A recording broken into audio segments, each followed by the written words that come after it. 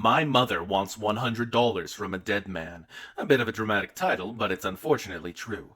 My mother is an all-around wonderful woman. That doesn't keep her from being hard-headed and a stubborn son of a bitch, creating stupid arguments and sticking to her guns no matter how many times you explain that she's wrong. She passed that trait on to me, which means we butt heads every once in a while. This is one of those times.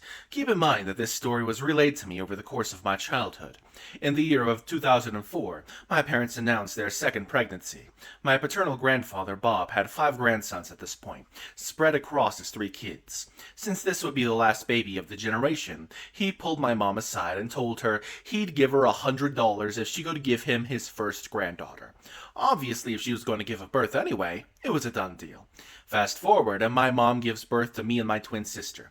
We are fraternal baby girls.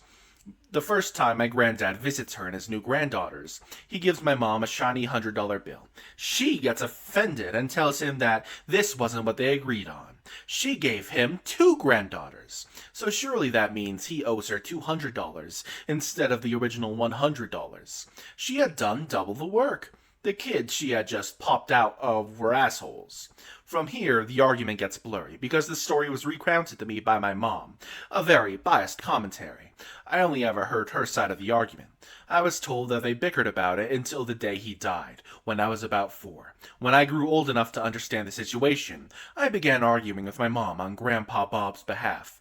Here's how I see it. The deal was laid out as, you are currently pregnant. If this is my first granddaughter, I'll give you $100. Her end of the deal was delivered when she delivered the first granddaughter, and his obligations were fulfilled when he, true to his word, gave her the $100 bill. It stops and starts at the first granddaughter.